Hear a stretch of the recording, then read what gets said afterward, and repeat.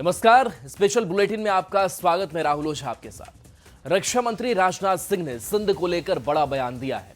दिल्ली में आयोजित सिंधी समाज के कार्यक्रम को संबोधित करते हुए राजनाथ सिंह ने कहा कि आज सिंध की जमीन भारत का हिस्सा भले न हो, लेकिन सभ्यता के हिसाब से सिंध हमेशा भारत का हिस्सा रहेगा।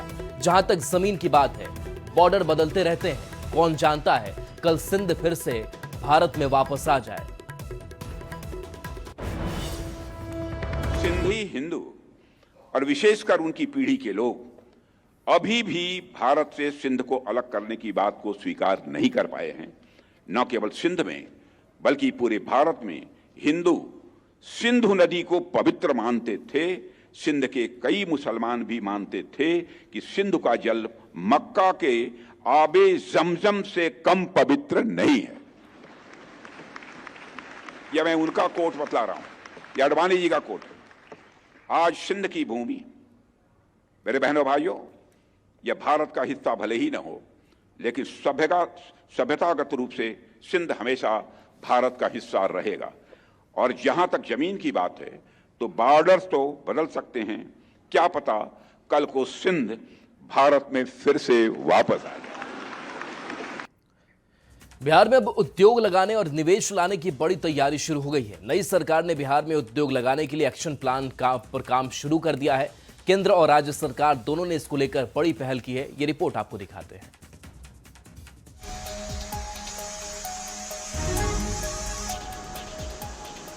बिहार में उद्योग का जाल कैसे बिछे, हमारे कैबिनेट का प्रमुख जो है भाग होगा। बिहार में नई सरकार से बड़ी उम्मीदें हैं। एनडीए की सरकार ने बिहार में 1 करोड़ नौकरी और रोजगार का वादा किया है। ऐसे में बिहार में उद्योग और निवेश लाने के लिए बड़ी तैयारी शुरू हो गई है। बिहार में औद्योगिक माहौल बेहतर बनाने और निवेश की संभावनाओं की तलाश के लिए राज्य और केंद्र सरकार ने एक साथ पहल शुरू कर दी है। 25 नवंबर को दिल्ली में केंद्रीय मंत्री पीयूष गोयल ने बड़ी बैठक बुलाई है, जिसमें बिहार के उद्योग मंत्री दिलीप जायसवाल भी शामिल होंगे। इस बैठक में औद्योगिक क्षेत्र के विकास के रोड मैप पर मंथन होगा। 25 तारीख को पहला कैबिनेट की बैठक बिहार का होने जा रहा है और हम लोग पहला कैबिनेट में बिहार में उद्योग का जाल कैसे बिछे, हमारे कैबिनेट का प्रमुख जो है भाग होगा। और 25 तारीख को ही मैं दिल्ली जा रहा हूं और भारत सरकार के साथ एक मेरी बैठक है और उस बैठक में बिहार में उद्योग का जाल कैसे बिछेगा, इस पर विस्तृत चर्चा भारत सरकार ने मुझे आमंत्रित किया है और मैं वहां पर जा रहा हूं। एक सुई से लेके जहाज तक सभी चीज जो प्रोडक्शन होता है उसे उद्योग विभाग के अंदर ही जो है स्थापित किया जाता है। तो हम चाहेंगे सुई भी यहीं बने, बर्तन भी यहीं बने, घड़ा भी यहीं बने। नीतीश कुमार के नेतृत्व में बिहार में एनडीए की नई सरकार बनने के बाद सरकार की प्राथमिकता राज्य में कानून का राज स्थापित करने के अलावा रोजगार के अवसरों में बढ़ोतरी और पलायन रोकना है और इसको लेकर सरकार ने पहल भी शुरू कर दी है। इसके अलावा कल 25 नवंबर को दिल्ली में एक महत्वपूर्ण बैठक बुलाई गई है। पीयूष गोयल जो केंद्रीय मंत्री हैं, उनके नेतृत्व में यह बैठक होगी जिसमें बिहार के उद्योग मंत्री दिलीप जायसवाल भी शिरकत करेंगे और इसमें निश्चित तौर पर कई तरह की बात सामने आ रही है कि किस तरीके से बिहार में बेहतर औद्योगिक माहौल बनाया जाएगा। जेडीयू ने बिहार में उद्योगों के विकास को लेकर एक पोस्ट किया है, जिसमें लिखा गया है, निश्चिंत है बिहार, औद्योगिक क्षेत्र का होगा विस्तार।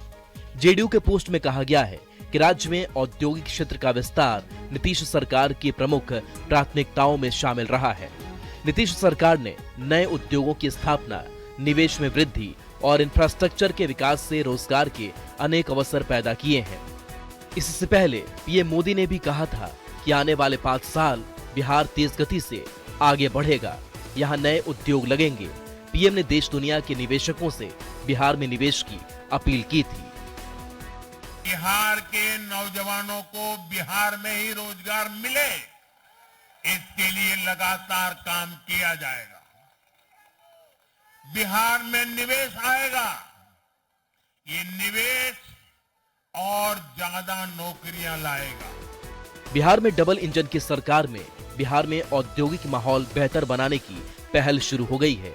नई सरकार में बिहार में बड़े उद्योग लगाने पर पूरा फोकस है, यानी बिहार में अब उद्योग की बहार आने वाली है। न्यूज़ 18 के लिए पटना से संजय कुमार की रिपोर्ट। सीमांचल में 5 सीट जीतने के बाद एआईएम का जोश हाई है। एआईएम प्रमुख असदुद्दीन ओवैसी ने बड़ा बयान दिया। ओवैसी ने कहा कि वो बिहार में नीतीश सरकार को समर्थन देने के लिए तैयार है, लेकिन इसके लिए शर्त है। क्या है वो शर्त, इस रिपोर्ट में देखिए। नीतीश कुमार की सरकार है, बिहार की जनता ने उनको इख्तियार दिया है, हमारी तरफ से हम उनको पूरा ताउन पेश करेंगे।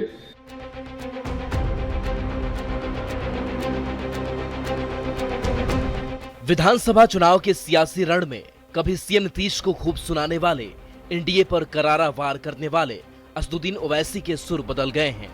एआईएम चीफ ने अब नीतीश कुमार सरकार को समर्थन देने की बात कही है, लेकिन उन्होंने ये भी शर्त रखी है कि सीमांचल के लोगों को उनका हक मिले। ओवैसी ने अमौर में एक जनसभा को संबोधित करते हुए कहा कि अब सीमांचल में हालात सुधरना चाहिए। नीतीश कुमार की सरकार है, बिहार की जनता ने उनको इख्तियार दिया है, हमारी तरफ से हम उनको पूरा ताउन पेश करेंगे, बशर्ते कि वो सीमांचल की जनता से इंसाफ करें, यहाँ पर फिरका परस्ती को बढ़ने ना दे, और इंसाफ अगर जब बात मजलिस करती है तो सिर्फ मुसलमानों से नहीं बल्कि सीमांचल की सरजमीन पर हमारे हिंदू भाई भी रहते हैं, दलित भाई भी रहते हैं, आदिवासी भी रहते हैं, तो इन तमाम से इंसाफ की लड़ाई मजलिस लड़ रही है। एआईएम के प्रमुख असदुद्दीन ओवैसी के बयान से बिहार में सियासी पारा चढ़ गया है। ओवैसी के बयान पर एक तरफ जहां जेडीयू बहुत कुछ खुलकर नहीं बोल रहा, सिर्फ इतना कह रहा कि हमने सीमांचल की तस्वीर बदली है, तो दूसरी तरफ बीजेपी खुलकर यह कह रही है कि ओवैसी की जरूरत हमें नहीं है। तो आरजेडी और कांग्रेस ने कहा यह साफ हो गया है कि ओवैसी बीजेपी की बी टीम है। अब इस संबंध में देखिए, हमको निर्णय लेने का अधिकार नहीं है, लेकिन सीमांचल के विकास को उन्होंने शर्त रखा, तो मैंने यह जरूर कहा है कि तस्वीर हमने बदल दी है, तकदीर भी हम बदल देंगे। मोहम्मद ओवैसी साहब ने यह कहकर अपनी ओछी मानसिकता का परिचय दिया है कि यदि मुसलमानों का साथ दें, सीमांचल का विकास करें, तो उनका समर्थन कर सकते हैं। ओवैसी जी, आपको मालूम होना चाहिए कि माननीय मुख्यमंत्री नीतीश कुमार जी की नजर में हिंदू, मुस्लिम, सिख, ईसाई सब एक समान है। ओवैसी साहब जब से बिहार में कदम रखे हैं चुनाव लड़ने के लिए, तब से धीरे धीरे एक धर्म विशेष, समुदाय विशेष की राजनीति में आभा और संख्या दोनों घटवाने का काम कर रहे हैं। क्योंकि वो किनके पार्टनर हैं ये बात बताने की जरूरत नहीं है, सर्वविदित है। देखिए, एनडीए का बिहार में जो ठगबंधन बना है उसके एक पार्ट ओवैसी जी भी हैं, और हम लोग तो शुरू से यह बात कहते रहे हैं कि ओवैसी जी भारतीय जनता पार्टी की बी टीम के रूप में पूरे देश में काम कर रहे हैं। बिहार में शर्तों के साथ ओवैसी नीतीश को समर्थन देने के लिए तैयार हैं। विधानसभा चुनावों में सीमांचल की 24 सीटों में से 14 सीटें एनडीए ने जीती। इसके बावजूद ओवैसी की पार्टी एआईएम ने अपनी पकड़ बनाए रखी और 5 सीटें अपने नाम की। ओवैसी की पार्टी ने चुनाव से पहले महागठबंधन में भी शामिल होने के लिए पहल की थी, लेकिन बात नहीं बन पाई थी। अब सीएम नीतीश को शर्त के साथ समर्थन देने की बात कहकर ओवैसी ने बिहार की सियासत को गरमा दिया है। न्यूज़ 18 के लिए पटना से अमित कुमार के साथ ब्यूरो रिपोर्ट।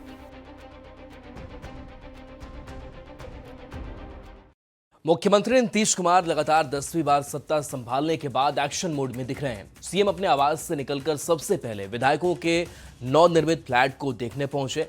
इस दौरान कमियां दिखने पर अधिकारियों को बेहतरी के निर्देश भी दिए।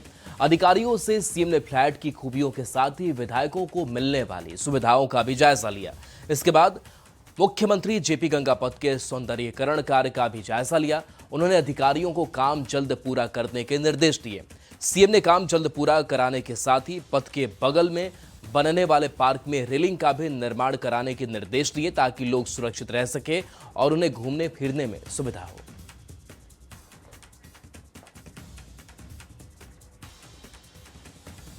बिहार के डिप्टी सीएम सम्राट चौधरी 2 दिवसीय दौरे पर तारापुर विधानसभा पहुंचे। चुनाव जीतने के बाद यह उनका तारापुर का पहला दौरा। सम्राट चौधरी के तारापुर में वहां जोरदार स्वागत हुआ। सम्राट चौधरी ने मतदाताओं का आभार जताया और कहा कि ये सरकार बिहार के विकास के लिए बनी है। वहीं तारापुर विधानसभा की राजनीति में गेम चेंजर माने जाने वाले सकलदेव बिंद ने भी सम्राट चौधरी के आगमन पर खुशी जताई। उन्होंने कहा कि बिहार में योगी मॉडल लागू हो चुका है।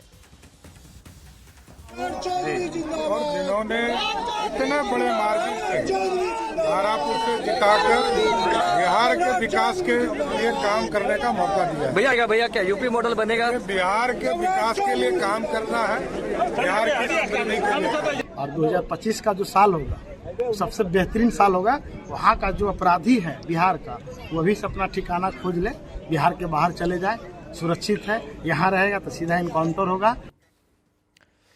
केंद्रीय कपड़ा मंत्री गिरिराज सिंह ने मौलाना मदनी के बयान पर करारा पलटवार किया। मदनी ने कहा कि विदेश में मुसलमान को इज्जत मिलती है, भारत में नहीं। इस पर गिरिराज सिंह ने कड़ी प्रतिक्रिया दी है। कहा कि मदनी साहब हमेशा भड़काऊ बयान देते हैं और यह लोग जिन्ना के समर्थक हैं।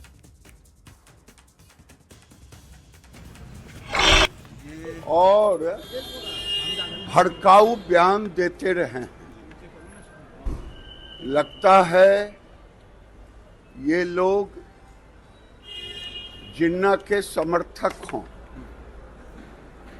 उन्हें मालूम होना चाहिए ये देश अब्दुल कलाम आजाद जैसे आदर्श पुरुष को राष्ट्रपति हमारे रहे, प्रेरणा के स्रोत रहे। जाकिर हुसैन भी रहे, उपराष्ट्रपति भी रहे। उसके बाद ऐसी भाषा बोलना मदनी साहब को शोभा नहीं देता। बिहार में मां के दूध को लेकर एक चौंकाने वाला खुलासा हुआ है। बिहार के 6 जिलों में किए गए रिसर्च में मां के दूध में खतरनाक यूरेनियम पाया गया है। भूजल प्रदूषण की वजह से मां का दूध जहर बन गया है। ये रिपोर्ट आपको दिखाते हैं।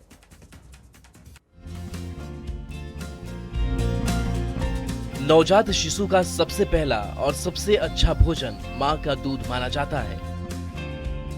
इसमें वो सभी पोषक तत्व और एंटीबॉडी होते हैं जो बच्चे को बीमारी और संक्रमण से बचाते हैं। लेकिन सोचिए, अगर इसी मां के दूध में जहर जैसी कोई चीज मिल जाए तो क्या होगा। बिहार से आई एक स्टडी ने इसी को लेकर चिंता बढ़ा दी है। बिहार के 6 जिले में चौंकाने वाला खुलासा हुआ है। भोजपुर, समस्तीपुर, बेगूसराय, खगड़िया, कटिहार, नालंदा में रिसर्च में सामने आया है कि मां के दूध में यूरेनियम का खतरनाक स्तर है। भूजल प्रदूषण की वजह से मां का दूध जहर बन गया है। महावीर कैंसर अस्पताल और दिल्ली एम्स के डॉक्टरों ने 17 से 35 साल की महिलाओं पर रिसर्च किया। ये रिसर्च अक्टूबर 2021 से जुलाई 2024 तक किया गया। 40 महिलाओं पर किए गए रिसर्च में पता चला कि मां के दूध में यूरेनियम का खतरनाक स्तर है। एम्स के डॉक्टर की माने तो अभी यह साफ नहीं है कि यूरेनियम आखिर आ कहां से रहा है। भूवैज्ञानिक सर्वेक्षण भी इस पर रिसर्च कर रहा है। वह इस चौंकाने वाले रिपोर्ट बिहार के स्वास्थ्य मंत्री मंगल पांडे ने भी चिंता जताई है। उन्होंने कहा कि डॉक्टरों से इस पर राय ली जाएगी। तो जैसा चिकित्सकों का सुझाव होता है उसके अनुरूप फिर चिकित्सा होती है। मां का दूध बच्चों के लिए सबसे जरूरी और सुरक्षित आहार माना जाता है, लेकिन बिहार के 6 जिलों में चौंकाने वाले खुलासे के बाद मां का दूध भी बच्चों के लिए असुरक्षित हो गया है। इस रिपोर्ट ने सबको हैरान करके रख दिया है। न्यूज़ 18 के लिए दिल्ली से हिमानी चांदना और सिवान से मृत्युंजय सिंह की रिपोर्ट। बिहार में भ्रष्ट धन कुबेरों पर शिकंजा कसता जा रहा है। निगरानी की टीम ने औरंगाबाद के उत्पाद अधीक्षक के 3 ठिकानों पर एक साथ धावा बोल दिया। छापेमारी में उत्पाद अधीक्षक अनिल कुमार आजाद की अकूत संपत्ति का खुलासा हुआ। ये रिपोर्ट आपको दिखाते हैं।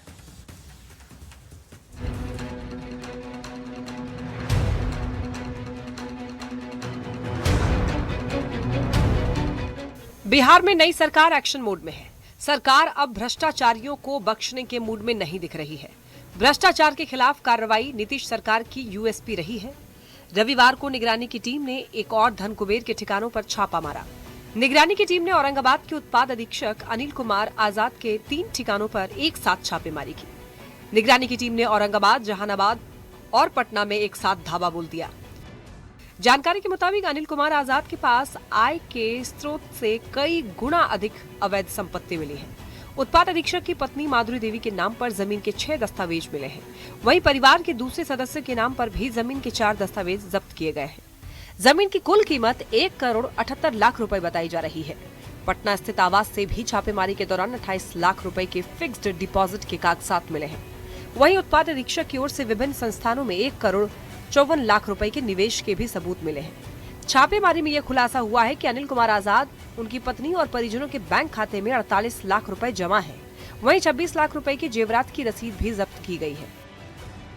भ्रष्टाचार के खिलाफ बिहार के विभिन्न एजेंसियों की कार्रवाई लगातार जारी है। इसी सिलसिले में स्पेशल विजिलेंस यूनिट की टीम ने औरंगाबाद के उत्पाद अधीक्षक अनिल कुमार आजाद के ठिकानों पर छापेमारी की है।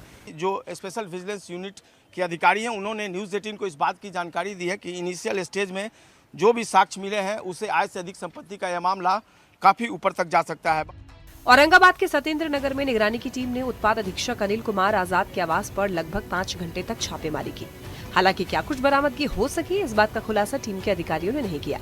ऐसी संभावना जताई जा रही है कि कुछ पुख्ता सबूत टीम को हाथ लगे हैं, जिसे टीम अपने साथ लेकर पटना चली गई।